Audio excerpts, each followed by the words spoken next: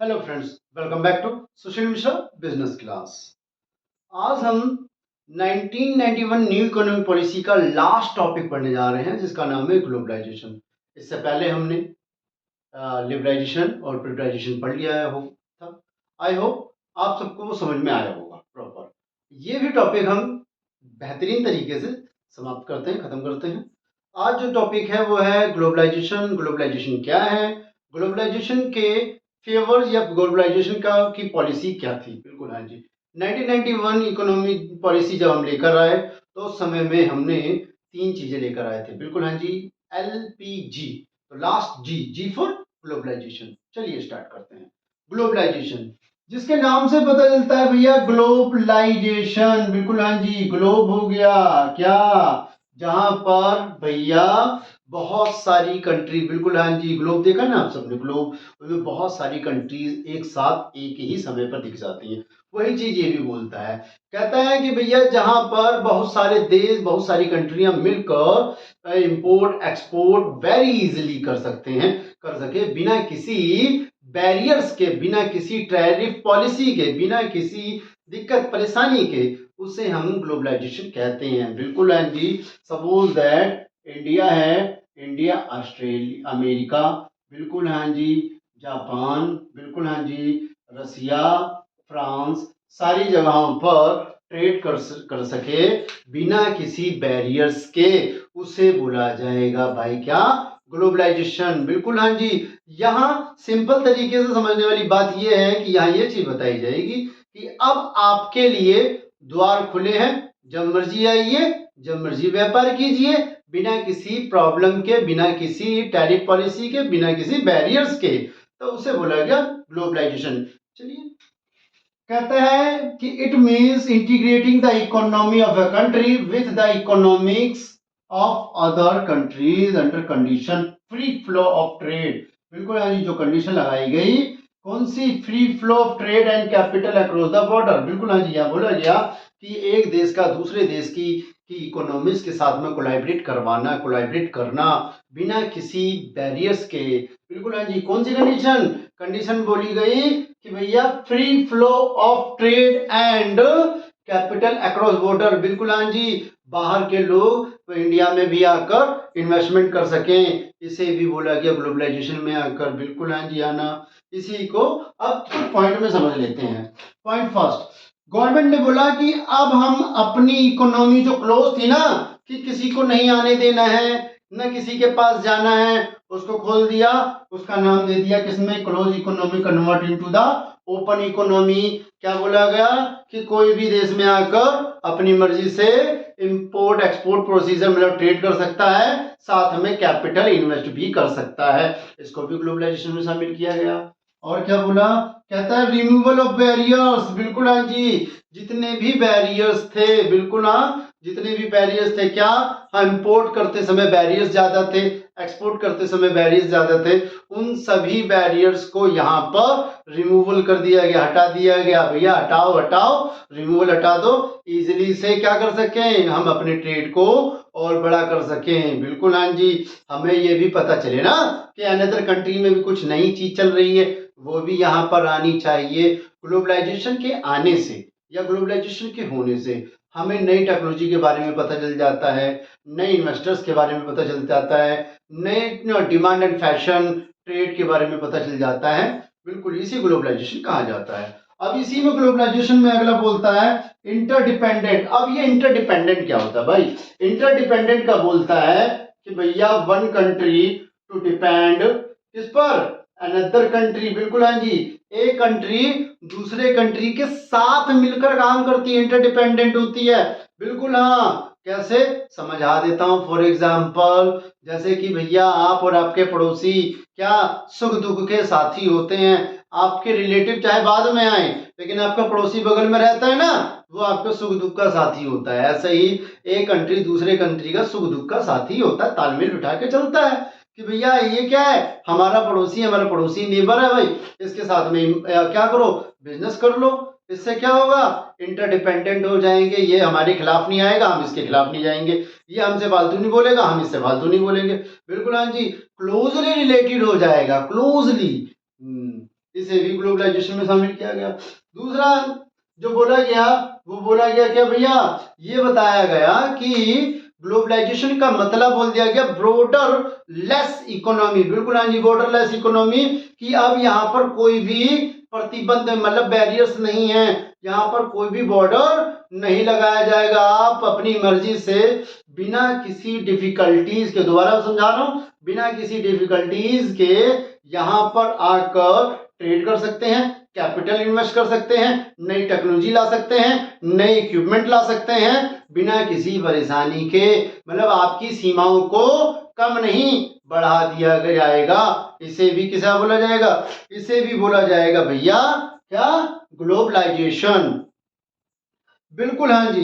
Globalisation के बाद में इसमें एक और बात बोली गई, वो बोला गया कि अब ये भी ध्यान दे दिया गया कि डोमेस्टिक टेरिटरीज में ही शामिल नहीं रहना, सीमित नहीं रहना है आपको, कि भैया बस हम यहीं तक सीमित हैं, हम इससे ज्यादा व्यापार नहीं कर सकते, हमें डर लग रहा है। इसको ग्लोबलाइजेशन ने दूर करा। ग्लोबलाइजेशन ने कहा, क्या कहा, ग्लोबलाइजेशन ने कहा कि अब आपके डोमेस्टिक तक ही मत सीमित रहो, अपने ट्रेड को बढ़ाओ, अपने बिजनेस को बढ़ाओ। बिल्कुल हाँ जी। इससे क्या होगा, आपकी गुडविल बढ़ेगी, आपका ट्रेड बढ़ेगा, साथ में देश का भला हो जाएगा भैया। बिल्कुल हाँ जी, आम के आम गुठलियों के दाम। बिल्कुल हाँ जी।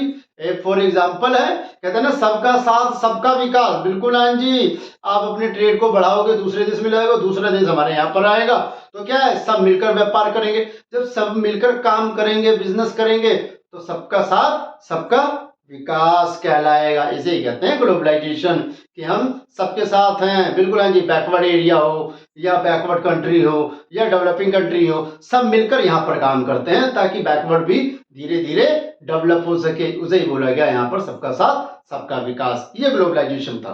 अब ग्लोबलाइजेशन जब आया तो जाहिर सी बात है, ग्लोबलाइजेशन आने के बाद में कुछ काम करा उसने। क्या इसकी कुछ फेवर्स हैं या पॉलिसी है? बिल्कुल हाँ जी। ग्लोबलाइजेशन की कुछ पॉलिसीज हैं और कुछ फेवर। देखते हैं। पहला जो है ग्लोबल मार्केट। बिल्कुल हाँ जी। ग्लोबलाइजेशन के आने के बाद में हमारी डोमेस्टिक मार्केट के बदले में हमें एक ग्लोबल मार्केट मिल गया। हम सिर्फ और सिर्फ लिमिटेड प्रोडक्ट तक ही सीमित थे। कस्टमर की नजरिए से अगर हम समझें तो भैया हम लिमिटेड प्रोडक्ट ही तक सीमित थे। जैसे उस समय में टाटा का आटा और उस समय में बाटा के शूज, सिर्फ यही सीमित थे। लेकिन जब ग्लोबलाइजेशन आया तब पैरागन भी आ गया, रिलैक्सो भी आ गया। बिल्कुल हाँ जी। अनदर कंट्रीज भी आ गई, स्पार्क्स भी आ गए, पूमा भी आ गया, नाइकी भी आ गई, बहुत सारी कंपनियां आ गई भाई। ग्लोबलाइजेशन ने क्या करा कि भैया आपकी जो मार्केट का एरिया है वो तुरंत बढ़ा दिया। क्या कर दिया, तुरंत बढ़ा दिया। कैसे, वहां पे वाइड ऑफ वैरायटीज आ गई, बहुत सारी वैरायटी हो गई, बहुत सारी वैरायटीज हो गई, तो जाहिर सी बात है आप किसी भी प्रोडक्ट को इजीली से चुन सकते हैं, चूज कर सकते हैं। ये चीज हो गया। दूसरा, ग्लोबलाइजेशन की पॉलिसी जो दूसरी कहती है वो एडवांस टेक्नोलॉजी। बिल्कुल हाँ जी। एक देश दूसरे देश में जाता है व्यापार करने के लिए, बिजनेस करने के लिए, ट्रेड करने के लिए, तो जाहिर सी बात है अपने यहाँ पर जो बेस्ट टेक्नोलॉजी होती है उसी को ले जाता है, ताकि वहां पर जिस देश में जा रहा है वहां के लोग इस टेक्नोलॉजी को समझे और इसके अनुसार काम करें, इसके अकॉर्डिंग वर्क करें। बिल्कुल हाँ जी। जैसे जापान अगर इंडिया में आ रहा है तो जाहिर सी बात है यहाँ आकर बेस्ट टेक्नोलॉजी को यूटिलाइज करेगा।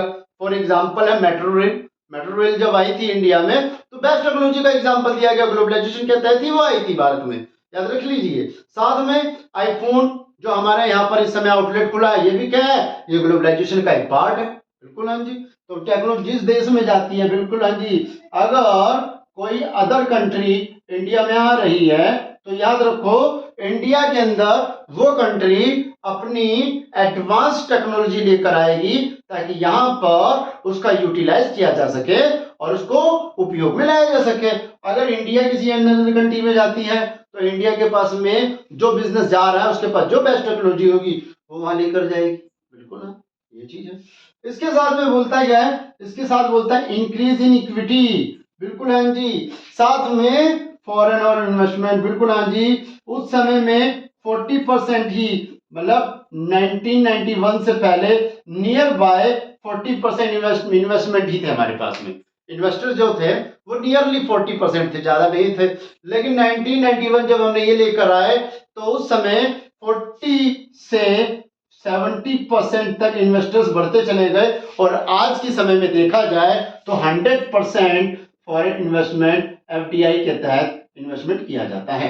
बिल्कुल हाँ जी, मतलब डायरेक्टली इन्वेस्ट करते हैं फॉरेन कंपनी, फॉरेन, बिल्कुल हाँ जी, विदेशी जो यहाँ पर आते हैं वो डायरेक्टली इन्वेस्टमेंट करते हैं ताकि आपके यहाँ की इकोनॉमी भी डेवलप हो। बिल्कुल हाँ जी, अगर वो यहाँ इन्वेस्टमेंट कर रहे हैं तो किसकी इकोनॉमी डेवलप हो रही है? तो जाहिर बात है हमारी हो रही है भाई, क्योंकि वो हमारे यहाँ इन्वेस्टमेंट कर रहे हैं। बिल्कुल हाँ जी, हमारे यहाँ पर एडवांस टेक्नोलॉजी आ रही है, एडवांस टेक्नोलॉजी आ रही है तो क्या है, मार्केट ग्लोब हो रहा है, मार्केट ग्लोब हो रहा है तो क्या हो रहा है, हमारे यहाँ की इंक्रीजिंग की इक्विटी बढ़ रही है, हमारे यहाँ पर क्या है, पैसा मजबूत होता जा रहा है, रुपया मजबूत हो रहा है, डॉलर के मुकाबले आगे बढ़ रहा है धीरे धीरे। जितना ज्यादा इन्वेस्टमेंट उतनी ज्यादा तरक्की, उतनी ज्यादा ग्रोथ, उतना ज्यादा डेवलपमेंट, ये रखा गया। साथ में एक चीज और रखी गई, फोर्थ पॉलिसी जो थी टैरिफ,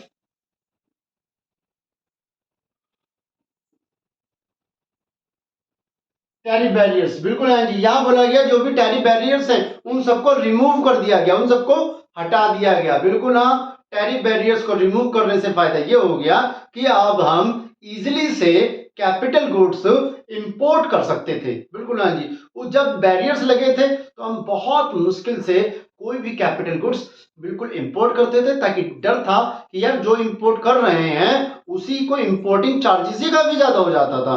जब ग्लोबलाइजेशन आया तो उसने क्या बोला कि बेटा आपको इंपोर्ट करने में कोई भी चार्जेस नहीं लगेंगे, ओपन मार्केट है, ओपन इकोनॉमी है, स्वतंत्र रूप से फ्री होकर जाइए और फ्री होकर लेकर आइए बिना किसी प्रेशर के। बिल्कुल हाँ जी, याद रख लीजिए, छोटा सा बच्चा होता है ना, दुकान पर जाता है चीज लेने के लिए, फ्री है, उसे पता है कि जिसके साथ आए वो तो दिलाएगा ही दिलाएगा हर हालत में, चाहे कैसे भी करके दिलाए।